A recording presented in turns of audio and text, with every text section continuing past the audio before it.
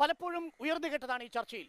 മറയ്ക്കുള്ളിൽ ചെയ്യേണ്ടത് മറയ്ക്ക് പുറത്ത് ചെയ്യുമ്പോൾ അത് സദാചാരത്തിന്റെ ലംഘനമാകും. അതിനെതിരെ ഞങ്ങൾ പ്രതികരിക്കുക പലപ്പോഴും മറയില്ലാതെ ഇത്തരം കാര്യങ്ങൾ ചെയ്തുകൊണ്ടാണോ എന്നാണ് ചോദ്യം.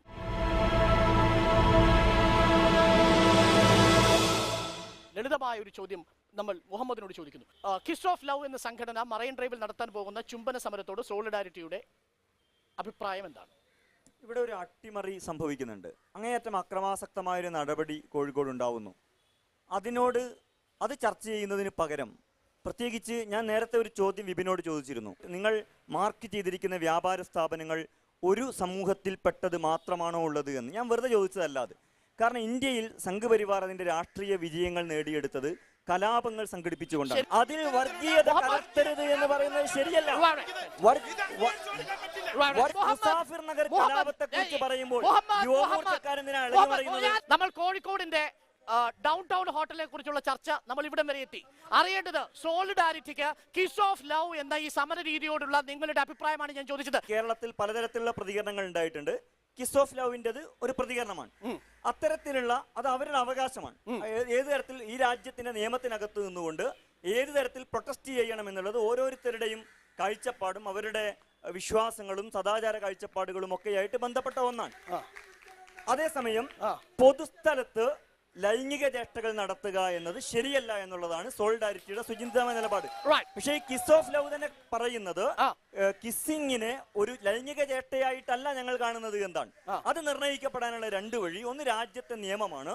രാജ്യത്തെ അതേപോലെ തന്നെ ഓരോരുത്തരും സദാചാരത്തെയും സ്ത്രീ പുരുഷ ബന്ധത്തെയും ലൈംഗികതയെയും ഒക്കെ എങ്ങനെ മനസ്സിലാക്കുന്നു, ഏതൊക്കെ അതിരടയാളങ്ങൾ നിശ്ചയിക്കുന്നു എന്നതാണ്.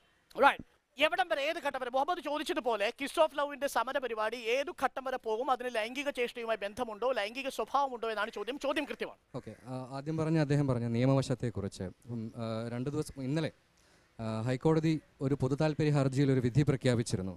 കിസ് ഓഫ് ലവ് നിരോധിക്കണം എന്ന് പറഞ്ഞ് സമർപ്പിച്ച ഒരു പൊതു താൽപര്യ ഹർജിയിൽ ഹൈക്കോടതി പറഞ്ഞത് അതിൽ ഹൈക്കോടതിക്ക് ഇടപെടേണ്ട യാതൊരു കാര്യമില്ല എന്നും അതിലെന്താണ് തെറ്റുള്ളതെന്ന് തിരിച്ച് ഹർജിക്കാരോട് ചോദിക്കുകയും ചെയ്തിട്ടുണ്ടായിരുന്നു. അപ്പോൾ ഹർജിക്കാർ പറഞ്ഞ മറുപടി ആർഷ ഭാരത സംസ്കാരത്തിൻ്റെ സ്നേഹപ്രകടനം കൈകൂപ്പലിലാണ് എന്നാണ് മറുപടി പറഞ്ഞത്. ഇനി കോടതി അതിൽ ഇടപെടുന്നില്ല. അപ്പം ഞങ്ങൾ മനസ്സിലാക്കുന്നത് ഞങ്ങൾ പ്ലാൻ ചെയ്ത, ഞങ്ങൾ മുമ്പോട്ട് വയ്ക്കുന്ന ഒരു ആശയം, സമരത്തിൻ്റെ ആശയത്തെ കോടതികൾ എതിർക്കുന്നില്ല. ഇടതുപക്ഷ സംഘടനകൾ പോലെയുള്ള എല്ലാ പാർട്ടികളും അതിനെതിരായിട്ട് പറഞ്ഞിട്ടില്ല. അപ്പോൾ ഇവിടെ ആർക്കാണ് പ്രശ്നം എന്നുള്ളതാണ് ഞാൻ ചോദിക്കുന്നത്. ആർക്കാണ് പ്രശ്നമുള്ളതായിട്ട് ഞാൻ മനസ്സിലാക്കുന്നത് നമ്മൾ ആർക്കെതിരെയാണോ സമരം ചെയ്യുന്നത് അവർക്ക് മാത്രം, അതായത് സദാചാര പോലീസിന് മാത്രമേ ഉള്ളൂ എന്നാണ് ഞാൻ മനസ്സിലാക്കുന്നത്. ഒരു രാഷ്ട്രീയ പാർട്ടിക്ക് പ്രശ്നമില്ല, ഗവൺമെന്റിന് പ്രശ്നമില്ല, കോടതികൾക്ക് പ്രശ്നമില്ല. ആർക്കാണ് പ്രശ്നം? ഈ പറഞ്ഞ സദാചാര പോലീസ് ആർക്കെതിരെയാണോ നമ്മൾ സമരം ചെയ്യുന്നത് അവർക്ക് മാത്രമേ പ്രശ്നമുള്ളൂ. രണ്ടാമത്തെ കാര്യം, ഈ സമര രീതി എന്തുകൊണ്ട് ചൂസ് ചെയ്യുന്നുള്ളൂ? സമരം എങ്ങനെ ആയിരിക്കണം എന്ന് തീരുമാനിക്കാനുള്ള അവകാശം സമരക്കാരുടേത് മാത്രമാണ്. അതിനെതിരെ നിങ്ങൾക്ക് എന്തുകൊണ്ട് ചുംബനത്തിന് പകരം കൈപിടിച്ച് നടന്നുകൂടാ, അല്ലെങ്കിൽ മനുഷ്യച്ചങ്ങല തീർത്തുകൂടാ, അല്ലെങ്കിൽ സെമിനാർ നടത്തിക്കൂടാ എന്ന് ചോദിക്കുന്നത് പോലും സദാചാര പോലീസിംഗ് ആണ്. എനിക്കൊരു ചോദ്യം, ഞാൻ വിപിന്റെ പക്ഷത്ത് നിന്നുകൊണ്ടും മുഹമ്മദിന്റെ പക്ഷത്ത് നിന്നുകൊണ്ടും ഒരു ചോദ്യം അങ്ങോട്ട് ചോദിക്കുന്നു. അതായത് നാളെ ആ സമരത്തിന് വരുന്നവരിൽ +2 പഠിക്കുന്ന വിദ്യാർത്ഥിനികൾ, 10ാം ക്ലാസ് മുതൽ അല്ലെങ്കിൽ താഴെയുള്ള കുട്ടികളുണ്ട് എന്നിരിക്കട്ടെ. അവർ നിങ്ങളുടെ ഈ മഹത്തായ ആശയങ്ങൾ ഉൾക്കൊണ്ടുകൊണ്ടാവണമെന്നില്ല പലപ്പോഴും ആ സമരത്തിൽ പങ്കെടുക്കാൻ വരുന്നത്. പ്രത്യേകിച്ചും ടീനേജ് ഫാന്റസി നിലവിലിരിക്കുന്ന, ഇൻഫാക്ച്വേഷൻ നിലവിലിരിക്കുന്ന ഘട്ടത്തിൽ അവർ അവിടെ വന്ന് ചുംബിക്കുന്നത് കൊണ്ട് ഏതെങ്കിലും തരത്തിലുള്ള സാംസ്കാരിക പ്രത്യാഘാതം ഉണ്ടാകുമോ? നമ്പർ 1, അതാണ് ഇവർ ആശങ്കപ്പെടുന്നത്. കുട്ടികൾ അവർ വഴിതെറ്റിപ്പോകും. പെൺകുട്ടികൾ വഴിതെറ്റിപ്പോകും. ഇതാണ് ആശങ്ക. ഒന്നാമത്തെ കാര്യം എന്ന് വെച്ച് കഴിഞ്ഞാൽ ഞങ്ങൾ എന്താ പറയുക, അണ്ടർ ഏജ്ഡായിട്ടുള്ള ഒരു കാമുകന്മാരെ വന്ന് അവിടെ പരസ്യമായിട്ട് ചുംബിക്കാൻ വിളിച്ചു എന്ന് പറയുന്നത് ഒരു തെറ്റിദ്ധാരണയാണ്. രണ്ടാമത്തെ കാര്യം, എല്ലായിടത്തും വന്ന് അവിടെ പരസ്പരം ചുംബിച്ച് കളിച്ച് പോകാനോ അല്ലെങ്കിൽ വരുന്നവർക്കൊക്കെ ചുംബനം വിതരണം ചെയ്യുന്നുണ്ടോ, ഇത് രണ്ടാമത്തെ തെറ്റിദ്ധാരണയാണ്.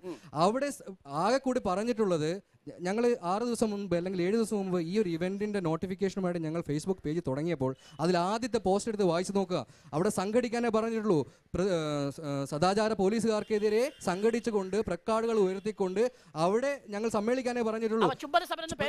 പറയട്ടെ, അതിൽ ആലിംഗനം ചെയ്യാനുള്ളവർക്ക് പരസ്പരം ആലിംഗനം ചെയ്ത് പ്രതിഷേധിക്കാം, ചുംബിച്ച് പ്രതിഷേധിക്കാനുള്ളവർക്ക് പരസ്പരം ചുംബിച്ച് പ്രതിഷേധിക്കാം എന്നാണ് ഞാൻ പറഞ്ഞത്. അല്ലാതെ ഇത് ചുംബിക്കണം എന്നുള്ള ഒരു വാശിയോടുകൂടി അങ്ങോട്ട് വരുന്നവർക്ക് പ്രത്യേകിച്ച് എന്തെങ്കിലും ഗുണമുണ്ടെന്ന് ഞാൻ കരുതുന്നില്ല. എൻ്റെ ചോദ്യം എന്താണ് സംസ്കാരം എന്നാണ്. എൻ്റെ സംസ്കാരം എന്നുള്ളത് ഞാൻ തീരുമാനിക്കേണ്ടതാണ്. ഞാൻ വളർന്നു വന്ന ഒരു സാഹചര്യത്തിൽ എനിക്ക് പൊതുസ്ഥലത്ത് വെച്ച് ചുംബിക്കാൻ തോന്നുന്നില്ലെങ്കിൽ അത് എൻ്റെ സംസ്കാരമാണ്. അല്ല മറ്റൊരു വ്യക്തിക്ക് പൊതുസ്ഥലത്ത് വെച്ച് ചുംബിക്കുന്നതാണ് അദ്ദേഹത്തിന്റെ സംസ്കാരമെങ്കിൽ അത് വിട്ടേക്കുക. നമ്മൾ നമ്മുടെ സംസ്കാരത്തെ മുറുകെ പിടിച്ചാൽ മതി. എന്തിനാണ് മറ്റുള്ള സംസ്കാരത്തെ? ഇനി ഭരണഘടനാപരമായിട്ട് തന്നെ പറയുകയാണെങ്കിൽ ഭരണഘടന തന്നെ പറയുന്നു, ഞാൻ ചെയ്യുന്ന വ്യക്തിയുടെ ഒരു പ്രവൃത്തി മറ്റുള്ളവർക്ക് ദോഷം ചെയ്യുമ്പോൾ മാത്രമാണ് അത് സമൂഹത്തെ ബാധിക്കുന്നുള്ളൂ. ഒരു രണ്ട് വ്യക്തികൾ തമ്മിൽ ചുംബിക്കുമ്പോൾ എങ്ങനെയാണ് സമൂഹത്തെ ബാധിക്കുന്നത് എനിക്ക് മനസ്സിലാവുന്നില്ല. പിന്നെ ഇനി അവർ ചുംബനം വിട്ട് നിങ്ങൾ ആരോപിക്കുന്നത് പോലെയുള്ള സദാചാര വിരുദ്ധമായിട്ട് ചെയ്യുന്നുണ്ടെങ്കിൽ ഇവിടെ പോലീസ് ഉണ്ട്, ഭരണഘടനയുണ്ട്. 375 ആർട്ടിക്കിൾ വെറുതെ എഴുതി വെച്ചിട്ടുള്ളതല്ല. അതിൽ ഒരുപാട് കാര്യങ്ങളുണ്ട്. അതനുസരിച്ച് നിയമം എടുക്കാവുന്നതേ ഉള്ളൂ. വളരെ ലളിതമാണ് ചോദ്യം. എന്താണ് സംസ്കാരം? ആരാണ് സംസ്കാരത്തെ നിർണ്ണയിക്കുന്നത്? നമുക്കൊരു സമൂഹത്തെ ഒരു വീടായിട്ട് ചിത്രീകരിക്കാം. ആ വീട്ടിൽ അച്ഛനുണ്ട്, അമ്മയുണ്ട്, പെങ്ങന്മാരുണ്ട്, സഹോദരന്മാരൊക്കെ ഉണ്ടാവാം. അതിലൊരു സഹോദരൻ പുറത്തു നിന്ന് ഒരു കുട്ടിയെ കൂട്ടിക്കൊണ്ടുവന്ന് ആ വീട്ടിന്റെ മുറ്റത്ത് വെച്ച് അച്ഛനെയും അമ്മയെയും ഒക്കെ വിളിച്ചു വരുത്തി പരസ്യമായി ചുംബിച്ചു. ഇത് എന്റെ സംസ്കാരമാണ്. അച്ഛനും അമ്മയും എങ്ങനെ പ്രതികരിക്കും? ഇവര് പറയുന്നു ഇവർക്ക് അമ്മമാരുണ്ട്, പെങ്ങന്മാരുണ്ട് എന്നൊക്കെ പറയുന്നു. എന്താണ് തെളിവ്? അവർക്ക് എന്താ പറയാനുള്ളത്? അവരെന്താ ഇവിടെ കൈയടിക്കാനും ഈ വിളിച്ചു പറയാനും നിങ്ങൾ കാണാത്തത്? നിങ്ങൾ പറയുന്ന പോലെ തന്നെയാണ് നിങ്ങളുടെ അമ്മ പറയുന്നത്, നിങ്ങളുടെ ഭാര്യ പറയുന്നത്, നിങ്ങളുടെ പെങ്ങള് പറയുന്നത്. നിങ്ങൾ അവരുടെയൊക്കെ മൗത്ത് പീസ് ആണ് എന്ന് ഞങ്ങൾ വിചാരിക്കണോ? Bring them here. അവരിവിടെ വന്നിട്ട് പറയട്ടെ അവർക്ക് എന്താ പറയാനുള്ളതെന്ന്. സമരം വർഗീയം തന്നെയാണ്, ഈ പ്രശ്നം വർഗീയത തന്നെയാണ്. വർഗങ്ങൾ രണ്ടേ ഉള്ളൂ എന്ന് മാത്രം. ഇവിടെ സ്ത്രീയും ഉണ്ട്, പുരുഷനും ഉണ്ട്. കാരണം ഈ പറഞ്ഞ പുരുഷന്മാര് ഉണ്ടാക്കി വെച്ചിട്ടുള്ള സ്ഥാപനങ്ങൾക്ക് മുഴുവൻ ചെറിയ വ്യത്യാസത്തോടെ മാത്രമേ, അത്ര വ്യത്യാസം ഇവർ ഈ പറഞ്ഞ 3 പേർക്കും പറഞ്ഞതിലുള്ളൂ. ഇവിടെ നിന്ന് പറയുന്ന സുഹൃത്തിന് പോലും എപ്പോളജറ്റിക് ആണ് ശബ്ദം. കാരണം അയാൾ ഉറപ്പ് വരുത്തിക്കൊണ്ടിരിക്കുന്നുണ്ട്, ഇത് ഞാൻ ഒരിക്കലും പാട്രിയാർക്കിയെ വെല്ലുവിളിക്കില്ല.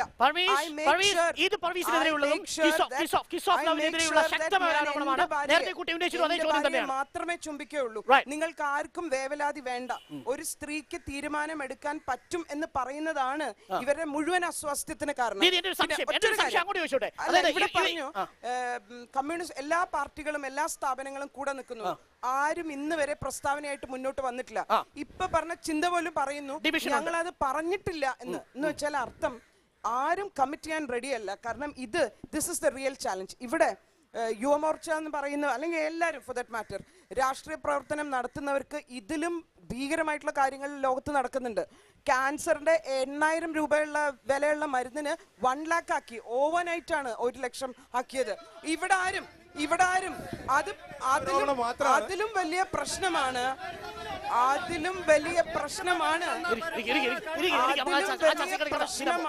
കിസ് ഓഫ് ലവിന്റെ സംഘാടകർക്ക് ഒരു ചെറിയ ആശങ്കയുണ്ടോ? നേരത്തെ ദീദി സൂചിപ്പിച്ചതുപോലെ നിങ്ങൾക്കൊരു പബ്ലിക് സൊസൈറ്റിയുടെ മോറൽ സാങ്ഷൻ കിട്ടുന്നുണ്ടോ കിട്ടുന്നില്ലേ എന്നൊരു ആശങ്ക? ഏതൊരു പുരോഗമനപരമായിട്ടുള്ള ആശയം മുമ്പോട്ട് വയ്ക്കുമ്പോഴും അല്ലെങ്കിൽ ഏതൊരു വിപ്ലവം വരുമ്പോഴും തീർച്ചയായിട്ടും എതിർപ്പുകൾ ഉണ്ടാകും. ഒരുപക്ഷെ അനുകൂല നിലപാടുകളെക്കാൾ കൂടുതൽ എതിർപ്പുകളായിരിക്കും ഉണ്ടാവുക. അപ്പോൾ എതിർപ്പുകൾ തീർച്ചയായിട്ടും ഞങ്ങൾ പ്രതീക്ഷിക്കുന്നുണ്ട്. കാരണം ഒരു പൊതുസമൂഹത്തിൻ്റെ ഇപ്പോഴുള്ള ഒരു സാംസ്കാരിക ഒരു വാല്യൂ അല്ലെങ്കിൽ അവർ സ്വയം നിർണ്ണയിക്കുന്ന ഒരു മൂല്യം എന്താണെന്ന് ഞങ്ങൾക്കറിയാം. അതുകൊണ്ട് തന്നെയാണ് സദാചാര പോലീസിംഗ് പോലെയുള്ള കൾച്ചറൽ ഫാഷിസത്തിന് ഇവിടെ നല്ല വളക്കൂറുള്ളത്.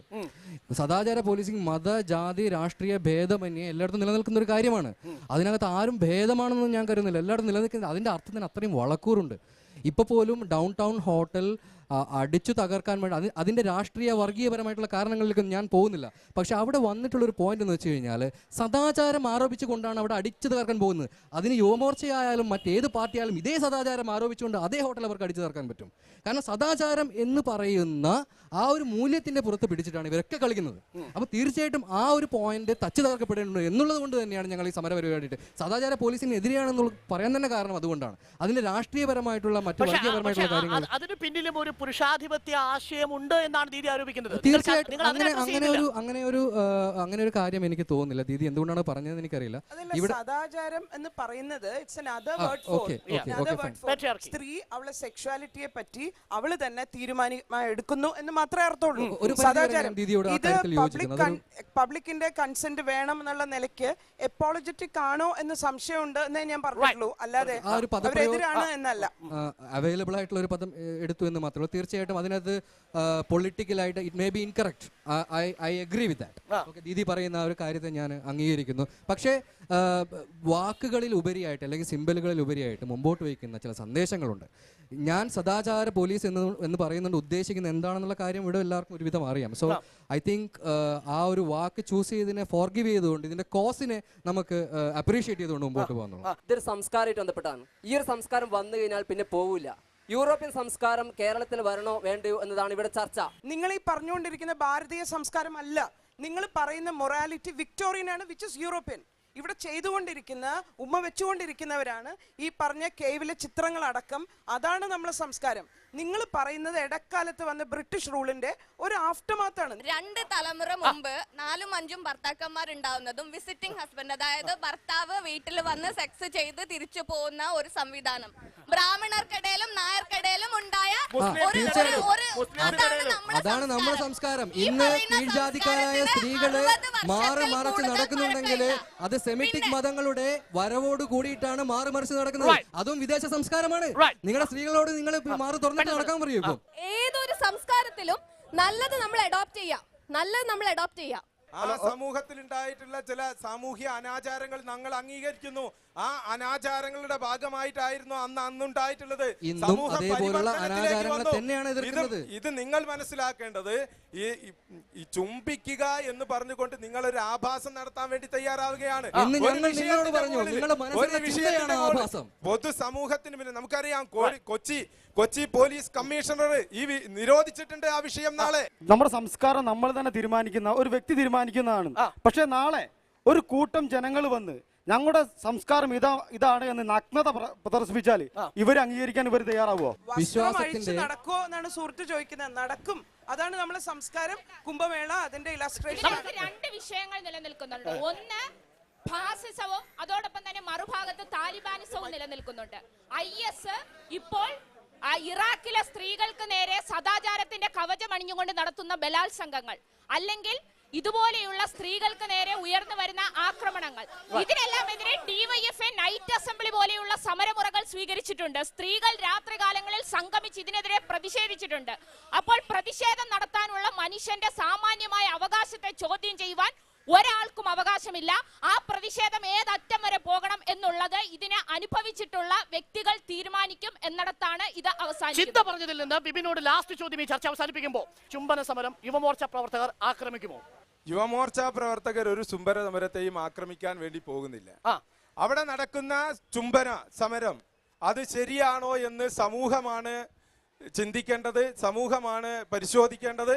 ഗവൺമെന്റ് ആണ് ചിന്തിക്കുകയും നടപടിയും സ്വീകരിക്കേണ്ടത് എന്നാണ് യുവമോർച്ചയുടെ അഭിപ്രായം. പേരയ്ക്ക കിളികുത്തി പോകുമെന്നുള്ളത് കൊണ്ട് പേരമരത്തിൽ കയറി എല്ലാ പേരയ്ക്കയും തുണി കൊണ്ട് മൂടി വെക്കാൻ ആരെങ്കിലും ശ്രമിച്ചാൽ അതിനെ ഞങ്ങൾ വിശേഷിപ്പിക്കുക മൂഢത്വമെന്നാണ്. അറിയേണ്ടത്, ഈ കടൽ കരയെ ചുംബിക്കുന്നത് ആർക്കെങ്കിലും സൗകര്യപ്പെടുന്നില്ലെങ്കിൽ കടലിനും കരയ്ക്കും നമുക്കൊരു മതിൽ കെട്ടാം. അതാണോ ചെയ്യേണ്ടത്? അത് ബാലിശമാണോ എന്നൊരു ചോദ്യം മാത്രം മുൻനിർത്തിക്കൊണ്ട് ഞങ്ങൾ ഈ ചർച്ച ഇവിടെ അവസാനിപ്പിക്കുന്നു. വീണ്ടും കാണാം മറ്റൊരു വിഷയത്തിൽ. അതുവരെ നന്ദി.